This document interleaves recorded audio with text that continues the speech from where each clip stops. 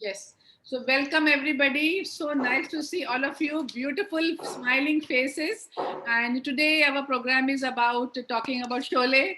Whatever you are about passionate about Sholay, it's such a great movie. You know, it's a millennium movie. Once in a millennium such a movie comes.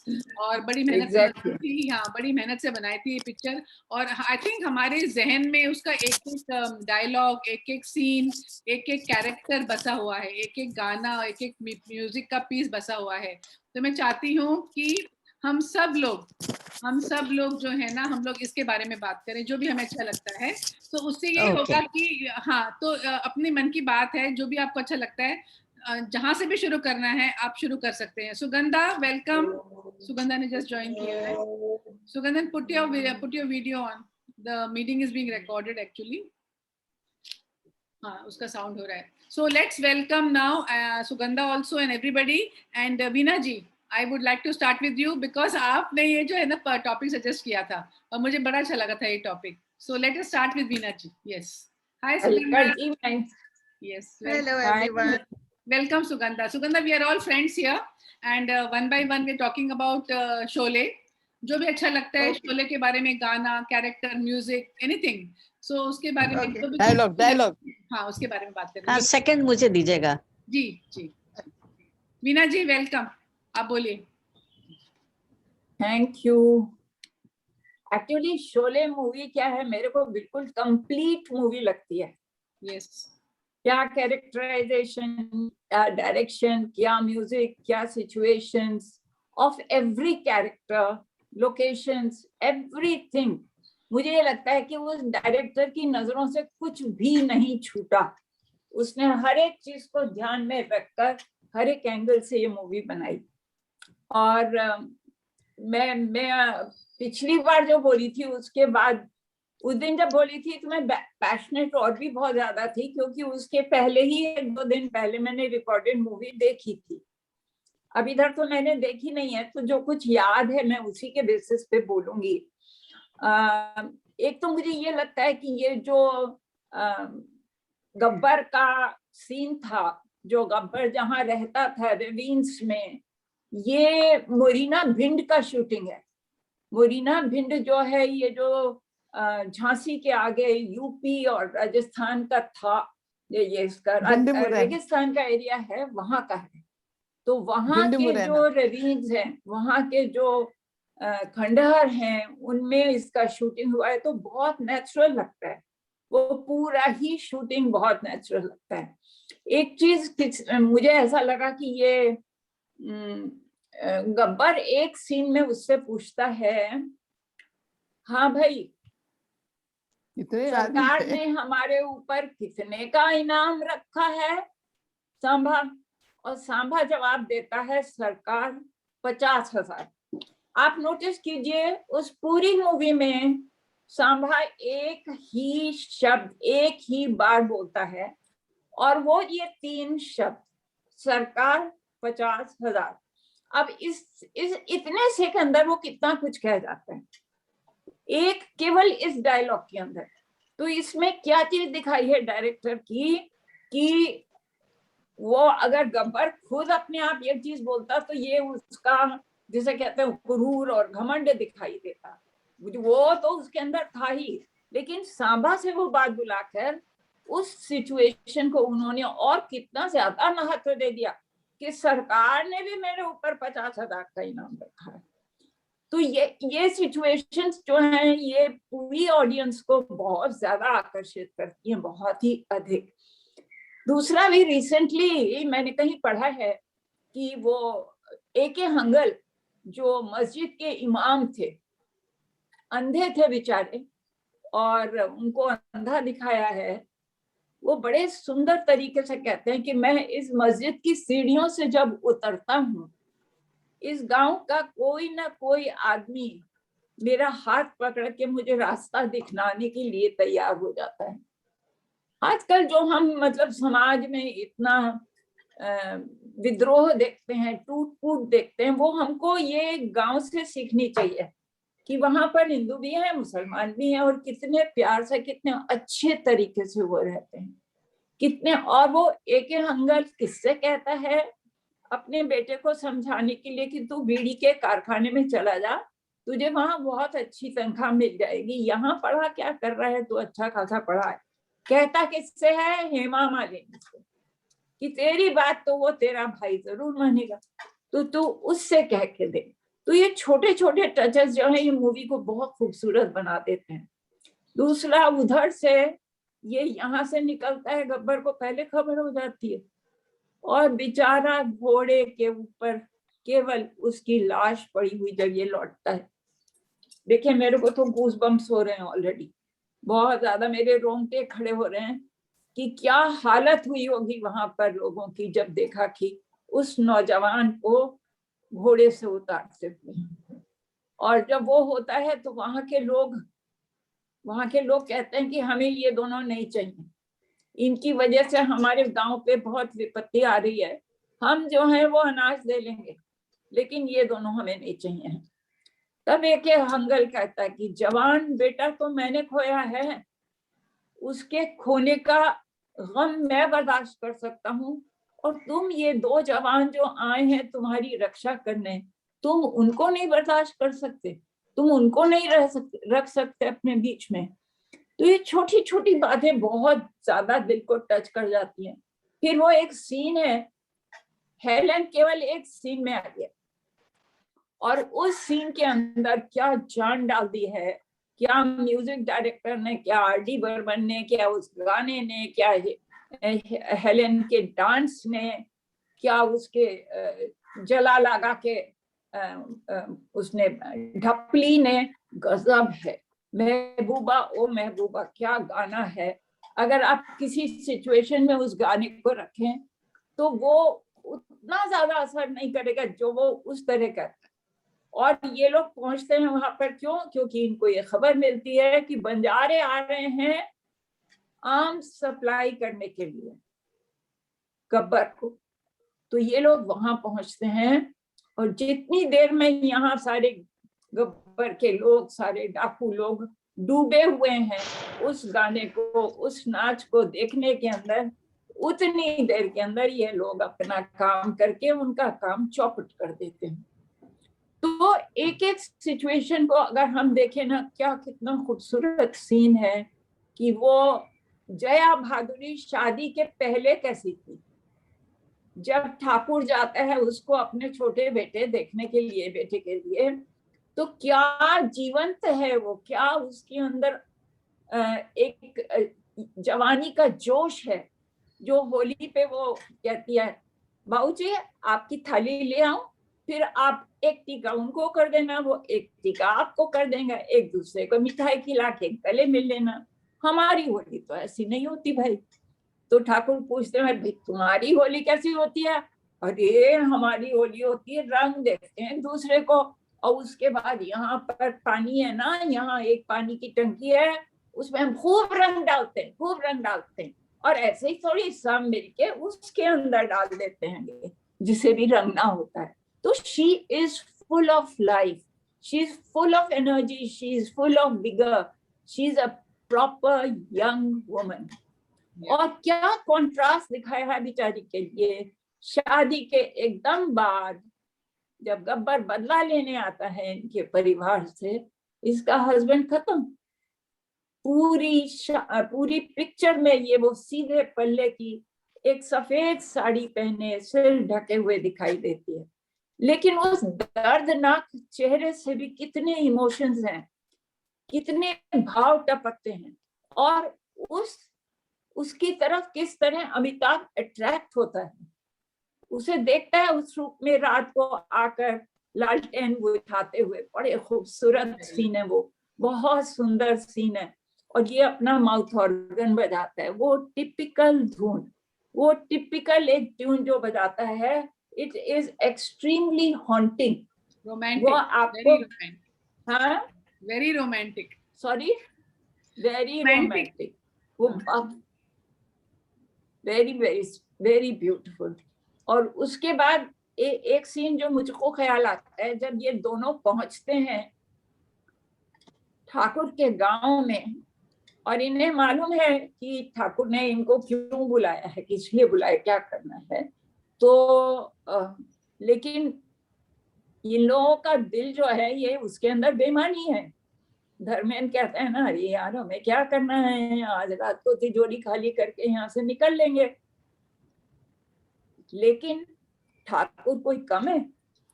उसने जहाँ इसके रहने का प्रबंध किया था उस कमरे में पहले से अपने जवान डाल रखे हैं।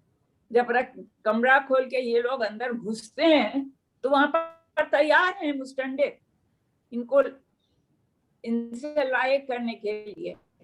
और इनसे लड़ाई करके क्या किस तरह से वो लोग पीटते हैं और ये पीटते हैं। And they get very angry both Dharmendra and Navita कि ये क्या था। और जब ये उन लोगों को बिल्कुल धराशायी कर देते हैं तब बाहर आके ठाकुर से कहते हैं कि ये क्या था। बोले ये मेरे आदमी थे, मैं ये देखना चाहता था कि वो दो लोगों ने जिन्होंने ट्रेन में चलते हुए डाकुओं को मारा था उनके अंदर वो खून की दौरानी अभी है कि नहीं। तो धर्मेंद्र कहते और आपको क्या पता चला? बोले मुझे पता चल गया कि मैंने जो है सही इरादा रखा है, तुमको यहाँ बुलाकर कोई गलती नहीं की है। तो एक से एक जो है उसकी सिचुएशंस को आप अगर देखें ना, एक तरफ आप देखिए महबूबा और महबूबा और दूसरी तरफ देखिए आप हेमा मालिनी का डांस। उसको पकड़ के ये लोग ले जाते हैं पत्थरों के ऊपर, जब तक है जाने जहां मैं नाचूंगी, है?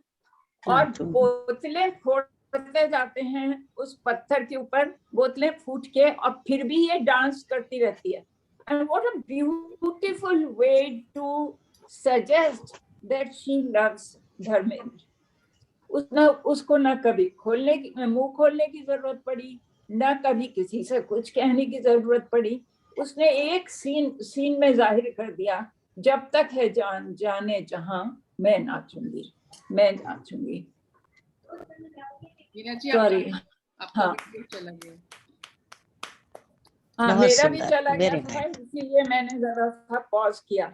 तो कहने को तो मेरे पास बहुत कुछ है। R.D. बर्मन का म्यूजिक क्या म्यूजिक है, मुझे नहीं लगता था कि इतना खूबसूरत म्यूजिक भी R.D. बर्मन सब तरह की वैरायटी का प्रोवाइड कर सकता है। ये दोस्ती हम नहीं भूलेंगे, तोड़ेंगे दम मगर तेरा साथ न छोड़ेंगे।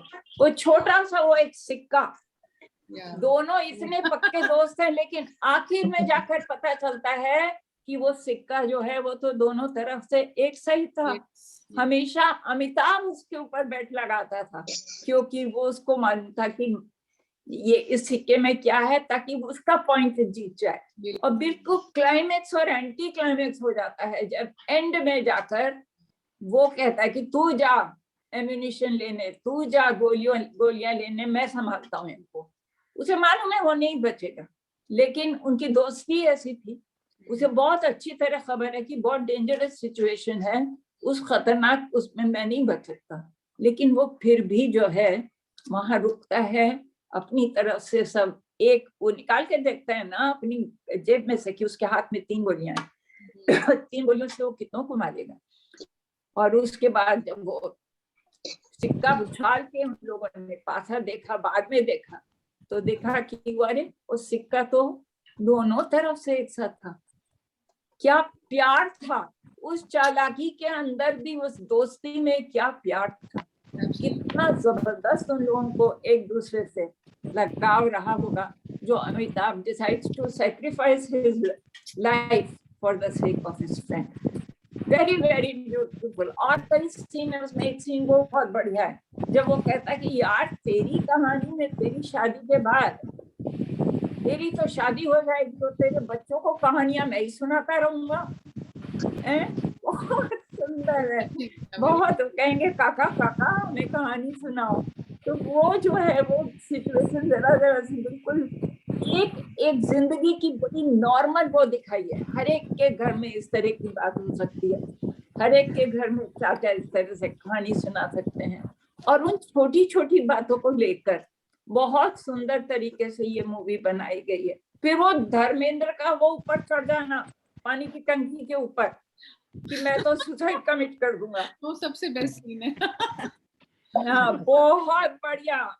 Humor. मौसी Yeah. मैं कूदता हूँ, बार बार किनारे तक आता है, बार बार आता है और मैं कूदूं, मौसी मैं कूदूं मैं सुसाइड करने जा रहा हूँ। Actually. तो गांव के लोग कहते हैं अरे भाई ये सुसाइड क्या चीज होती है? बोले अंग्रेज लोग जब मरने जाते हैं तो उसको सुसाइड बोलते हैं भाई। बहुत इनोसेंटली, बहुत भोलेपन से वो पूरा सीन जो है वो खींचा गया है, बहुत ही सुंदर।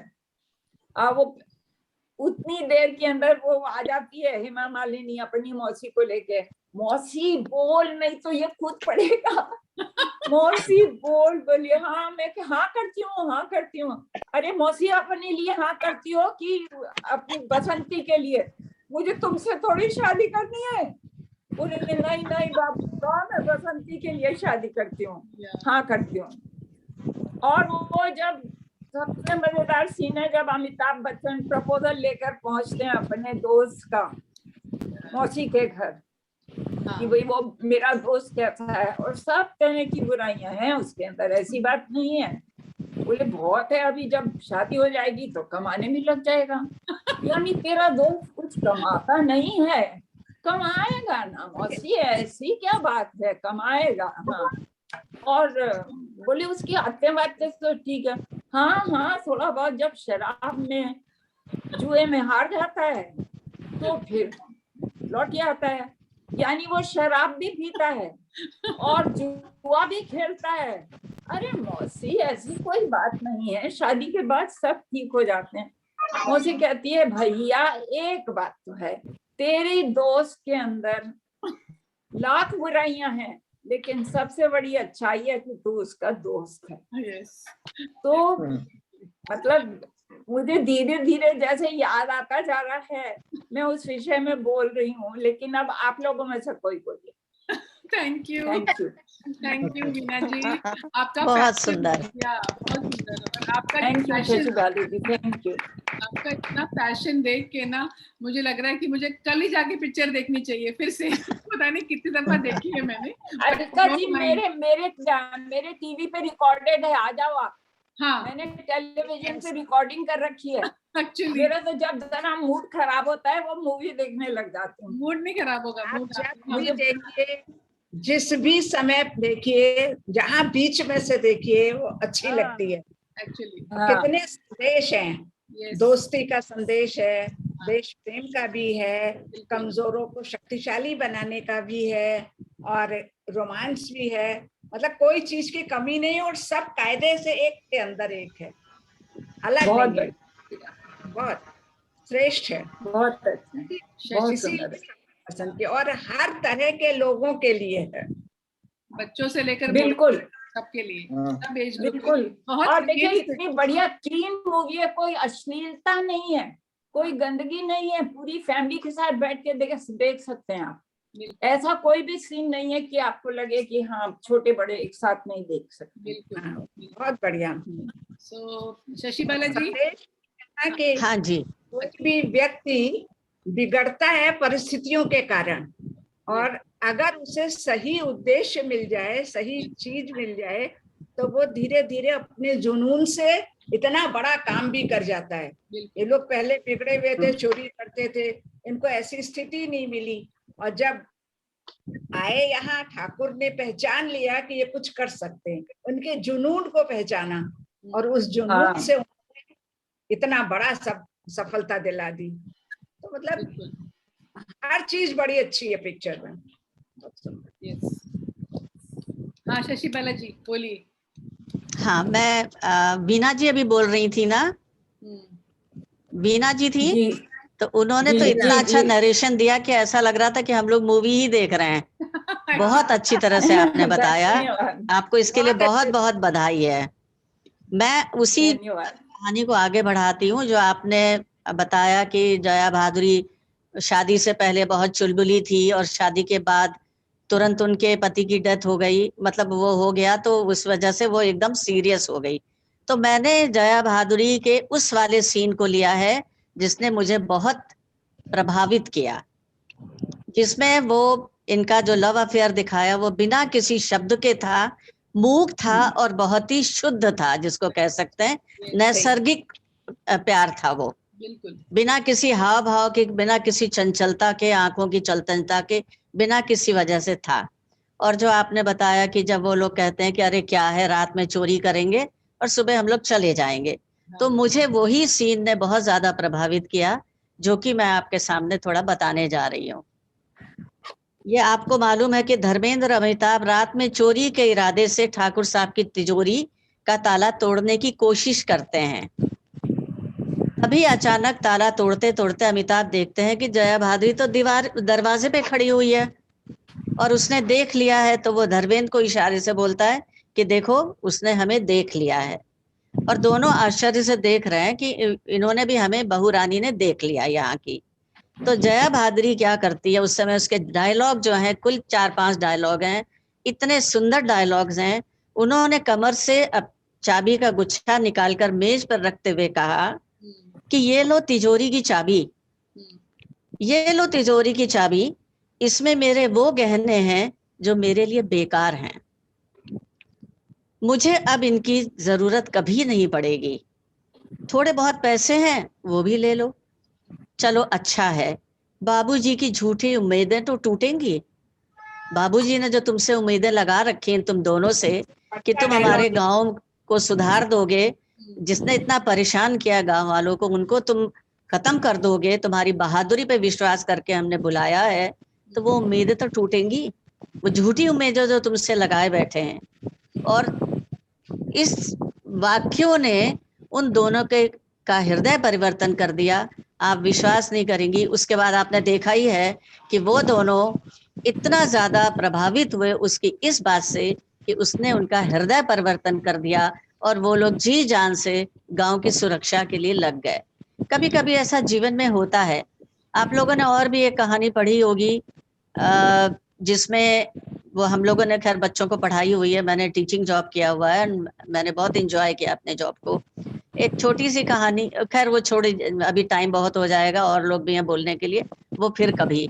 लेकिन मुझे वो सीन इतना अच्छा लगा, उसका सीन। और उसके बाद जब अमिताभ की डेथ हो जाती है, वो नीचे उतर के आती है सीढ़ियों से, तो ठाकुर की आंखें देखने वाली थी कि एक आंखों के इशारे से वो कहता है कि ऊपर जाओ। और उसमें मतलब इतनी भाव भंगिमा इतनी जबरदस्त थी कि उनको डायलॉग बोलने की जरूरत ही नहीं थी, उनकी एक्शन ही काफी थे। तो वो वाला सीन मुझे बहुत ही ज्यादा अच्छा लगा, जो कि जनरली लोग उस सीन को छोड़ देते हैं और या उसकी बारी ही नहीं आ पाती है, लेकिन उस सीन ने मुझे बहुत ज्यादा प्रभावित किया। तो जब ये बात आई तो मैंने सोचा मैं इसी सीन को डिस्क्राइब करूंगी। छोटा सा सीन है लेकिन बहुत ही ज्यादा प्रभावशाली मुझे लगा। धन्यवाद सुनने के लिए। धन्यवाद। सचिव वाले जी, उस सीन के अंदर एक बहुत बढ़िया चीज है कि ठाकुर समझता है कि इसका आकर्षण अमिताभ के प्रति है। हाँ।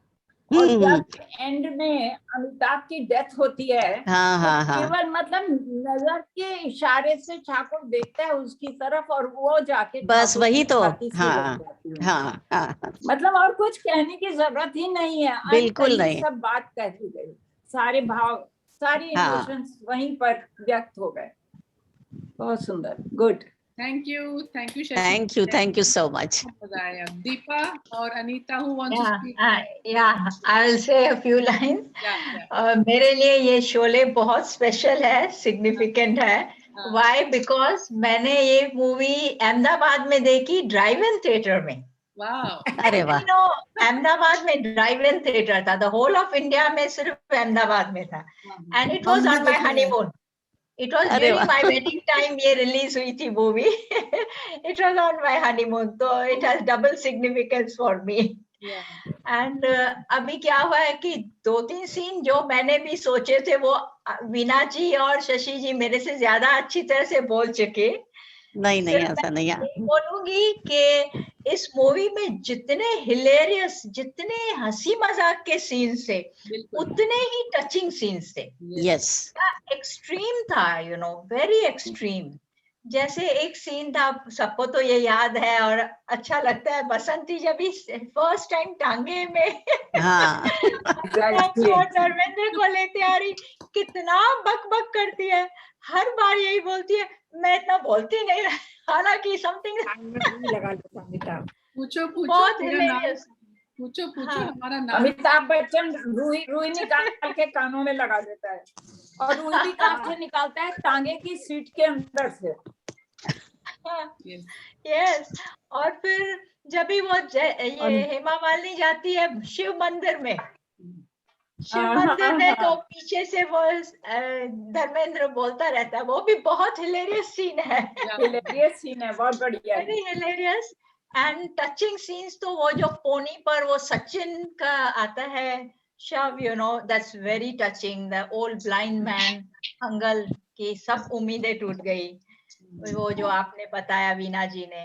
And of course you know Jaya ji अपने बैंगल्स भी दे देती है उनको, बोलती है ये मेरे काम के नहीं है अभी। Yes. Very very touching scene. And also जब भी Sanjeev Kumar they show him he is armless, you know, but इसकी ताकत ये दोनों है, Yeah. ये धर्मेंद्र एंड अमिताभ। तो बहुत अच्छी अच्छी सीन्स हैं। तो आगे बढ़े, मैं इतना ही बोलूंगी।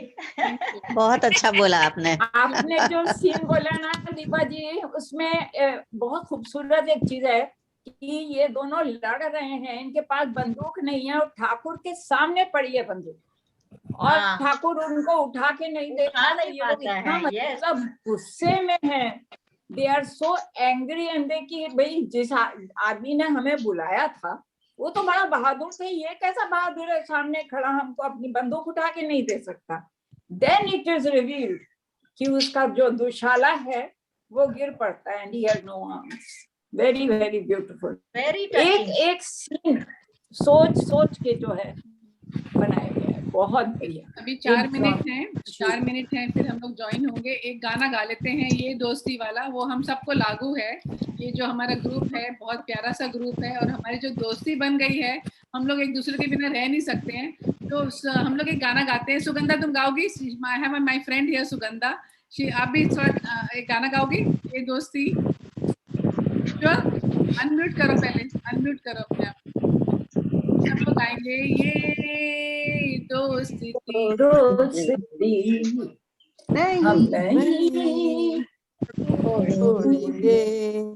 तोड़ेंगे दम मगर तेरा साथ ना छोड़ेंगे, ये दोस्ती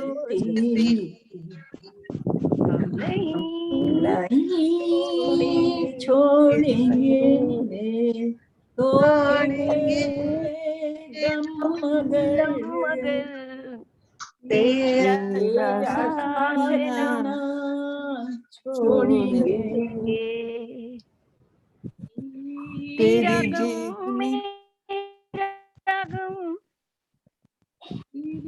तेरी जीत मेरी जीत, तेरी हार मेरी हार, ऐसा अपना प्यार जान से भी खेलेंगे, इसीलिए ले लेंगे ये दुश्मनी,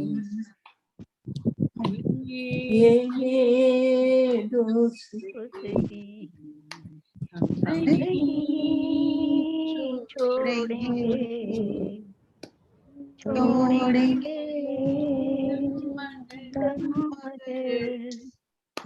तेरा साथ ना छोड़ेंगे।